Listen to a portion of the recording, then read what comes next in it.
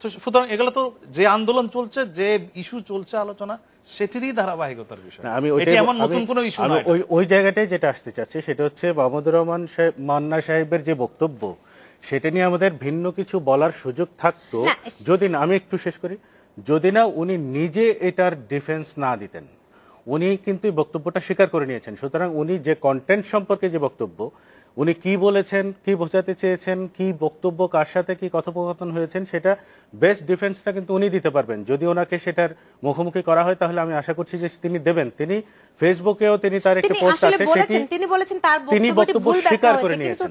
জনাব শ্যামল দত্ত, যদি আমরা ধরেই নিলাম যে আসলে গোয়েন্দা সংস্থা, এই গোয়েন্দা সংস্থার মাধ্যমে এটি ফাঁস হয়েছে, আমরা যদি এটি ধরেও নেই, সেই ক্ষেত্রে যদি এটি ফাঁস না করে বরং একটা ব্যবস্থা নেওয়া যেত, তার যে আইনি যে আমি বরং প্রক্রিয়া ছিল, গোয়েন্দা সংস্থা কে করেছে আমি জানি না, গোয়েন্দা সংস্থা যদি করে থাকে আমাদের গোয়েন্দা সংস্থার এফিসিয়েন্সিকে আমি ধন্যবাদ দিব। তারা রাষ্ট্রকে একটা বিপর্যয়ের হাত থেকে রক্ষা করেছে। না, সেটি ফাঁস না করে তারা অন্য প্রক্রিয়া, আইনি যে এটা প্রক্রিয়া হচ্ছে আছে সেটা তো আপনার নিজস্ব ব্যাখ্যা, আরেকজনের কাছে আরেকটি ব্যাখ্যা থাকতে পারে, যে আমরা আরো অনেকগুলো বিষয় ভিন্ন ভিন্ন অবস্থান থাকতে পারে।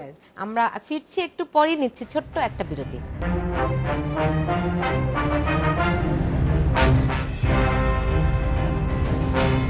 বিরতির পর ফিরে এলাম, দেখছেন বাংলাদেশ এখন। জনাব জ্যোতির্ময় বড়ুয়া, আপনি জানেন যে গত কিছুদিন ধরে আসলে বন্দুক যুদ্ধ অনেক বেড়ে গেছে।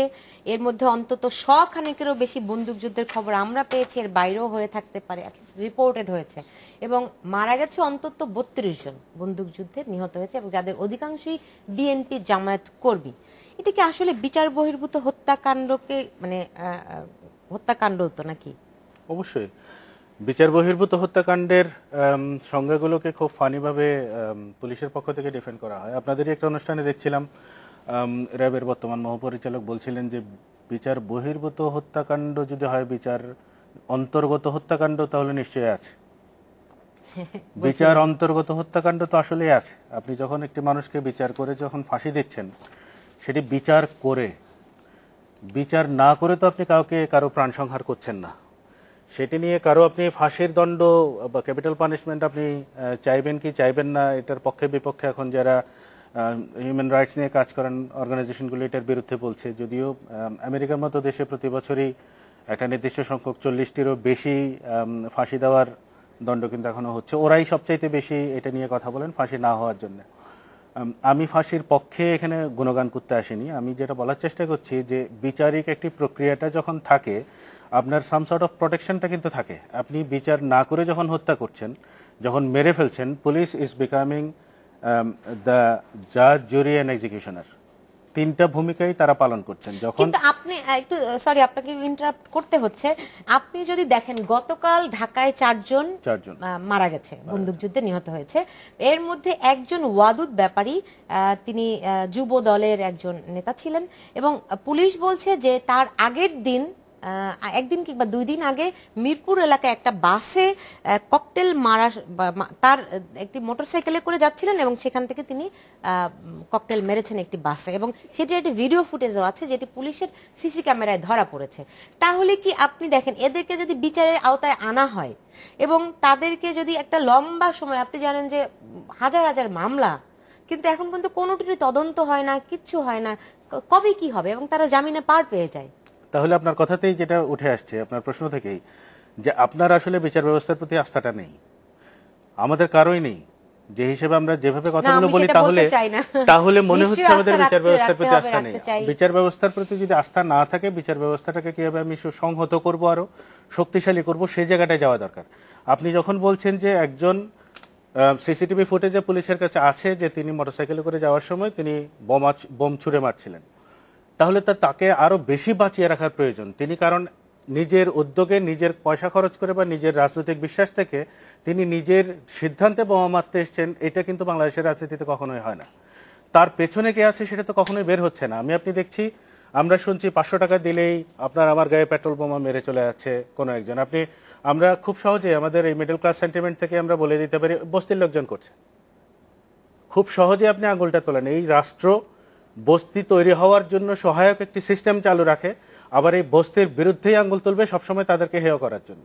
এই বস্তি আমার আপনার কারণে, আমার আপনার মধ্যবিত্ত মানসিকতার কিন্তু কারণে এই যে তৈরি হচ্ছে, ওয়াদুদ তাদেরকে আমরা ব্যাপারী ব্যবহার কিংবা করছি। যাদেরকে কথা এই আমরা যে- দেখছি তারা কি এরকম এত আমি বস্তি বলছি না, আমি বলছি যে আমাদের কমন টেন্ডেন্সি, এই যে যারা বোমাটা মারলো তারা কি তাদের সিদ্ধান্তে মেরেছে বলে আপনি ব্যক্তিগতভাবে মনে করেন? জনাব শ্যামল দত্ত তাদের নিশ্চয়ই এই পেছনের প্রশ্নের লোকগুলোকে উত্তর তো বের আপনি করা দিতে উচিত। পারবেন। আপনি যে যদি চারজনের এদেরকে কথা আমি যদি বলছেন- একটু আপনাকে একটু ইনফরমেশনটা দিয়ে নেই, কারণ গতকাল ঢাকায় বন্দুকযুদ্ধে 4 জন মারা গেছে, ঝিনাইদহে 2 জন, তার আগে লক্ষ্মীপুরে 1 জন গুলিবিদ্ধ হয়েছে, যশোরে 2 জন নিহত হয়েছে, রাজশাহীতে 1 জন আপনার আহত হয়েছে। তথ্যটি সঠিক না। প্রথমত হচ্ছে ঢাকায় যে 4 জন, এরা কেউ বন্দুকযুদ্ধে মারা যায়নি। গণধোলাই বলা হয়েছে যে গণধোলাই মানে ওরা লাশ কিন্তু পড়েছিল, ওখানে কোনো পুলিশও ছিল না, জনগণ বলেছে পুলিশ এখানে দাবি বলে। করেছে যে এটা গণধোলাই, গণধোলাই, যদিও মানে ওখানে তাদের গায়ে পুলিশের- গুলি পাওয়া গেছে এবং তার পুলিশ মানে বলেছে এটা তো যে বন্দুকযুদ্ধ না, মানে বন্দুকযুদ্ধ বলতে আমরা যেটা বলছি সেটা না।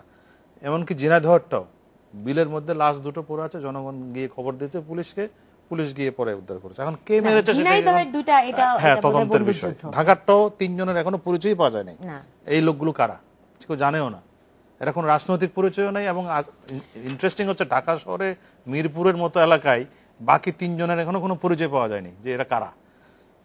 কিন্তু এটা বাস্তবতা এটা যে তারা, তাদের গায়ে গুলির চিহ্ন আছে, মানে কেউ না কেউ গুলি করে তাদেরকে মেরেছে। আমি যে কোনো এদের বিচার কিন্তু বহির্ভূত পরিচয় পাওয়া যায়নি তা নয়, পরিচয় কিন্তু পাওয়া গেছে। না, একজনের পরিচয় পাওয়া না, গেছে। সবারই পরিচয় পাওয়া গেছে। আমার কাছে যেটি আছে, এই যে ওয়াদুদ ব্যাপারীর বাড়ি চাঁদপুরের মতলব, আপনার আরেকটি ছেলে জনি কি মিরপুর প্রথম লেনের একজন। আমি বলছি রাজনৈতিক পরিচয় নেই ও, তাদের, রাজনৈতিক কোনো পরিচয় পরিচয় একজনের, নেই। ওয়াদুদ ব্যাপারীকে শুধুমাত্র পাওয়া একজনের পরিচয় আছে, বাকিদের সম্পর্কে তেমন কোনো পরিচয় নেই। বিষয়টি হচ্ছে যে কোনো বিচার বহির্ভূত হত্যাকাণ্ড আসলে সমর্থনযোগ্য নয়, কিন্তু তৃতীয় বিশ্বের অনেক দেশের এটি একটি বাস্তবতা, এটা স্বীকার করতেই হবে। শুধু আমাদের দেশে না, আমাদের প্রতিবেশী ভারত, এমনকি খোদ আমেরিকা তো এনকাউন্টার এগুলো আছে। এখন প্রচলিত বিচার ব্যবস্থার প্রতি মানুষের, যেটি উনি বললেন যে আস্থার অভাব আছে। এবং একবার আমি আপনাকে বলি যে অ্যামনেস্টি ইন্টারন্যাশনাল দেশের দক্ষিণ পশ্চিমাঞ্চলে যখন অনেক ক্রস ফায়ার হচ্ছে, যখন বিশেষ করে সর্বহারা পার্টির বিরুদ্ধে অভিযানের সময়, তখন দেখে যে এই বিচার বহির্ভূত হত্যাকাণ্ড হওয়ার পরে লোকে সেখানে আনন্দ মিছিল বের করে। এটাও বাংলাদেশের বাস্তবতা। দেখা যায় কোনো সন্ত্রাসী যখন এনকাউন্টারে বা ক্রস ফায়ারে নিহত হচ্ছে, লোকে বিজয় মিছিল বের করছে, স্বস্তির মিছিল বের করছে। না, সেটি আমাদের দেশেও শুরুর দিকে ছিল, হয়েছে। কিন্তু বাংলাদেশে আমি মনে করি যে একটা ডেমোক্রেটিক কান্ট্রিতে এটা আইডিয়ালিস্টিক ভাবে চিন্তা করলে এগুলো সমর্থনযোগ্য নয়, এটা আমি বিশ্বাস করি। বিচার ব্যবস্থার মধ্য দিয়ে হওয়া উচিত। যতই সমস্যা থাকুক, বিচারিক ব্যবস্থার মধ্যে যে সমস্ত সমস্যা আছে, দীর্ঘসূত্রতার সমস্যা, আইনি প্রক্রিয়ার সমস্যা, এবং আইন শৃঙ্খলা রক্ষাকারী বাহিনীরও একটি ফ্রাস্ট্রেশন আছে। আমি বলি আপনাকে যে এত কষ্ট করে অপরাধীগুলো তারা ধরে, কিন্তু আমাদের বিচারিক নানা ফাঁকফোঁক করে এরা জামিন পেয়ে যায়। এটা হয়, এটাও বাস্তবতা। কিন্তু এটাও সমাধান না। রাস্তার মধ্যে আপনি গুলি করে মেরে ফেলবেন কাউকে ধরার পরে, এটি কোনো সমাধান না। আপনাকে বিচার ব্যবস্থায় যে সমস্ত দুর্বলতা আছে এগুলোকে শুধরাতে হবে, এটা ঠিক। কিন্তু আমি আপনার একটি বক্তব্যের সঙ্গে একমত না যে যে সমস্ত লোকজন মারা গেছে তার অধিকাংশ বিএনপি। কালকে আপনি দেখেন, আপনি গতকাল একটা পত্রিকায় এই যে টোটাল 100 জন নিহত হওয়ার একটা দিন উদযাপন করেছে অনেকে। 100 জনের মধ্যে দেখা যাচ্ছে 57 জন শুধুমাত্র বার্ন ইউনিটে, বাকি 30 জনের মতো হচ্ছে এরকম ক্রস ফায়ার বা এনকাউন্টার বা সংঘর্ষে।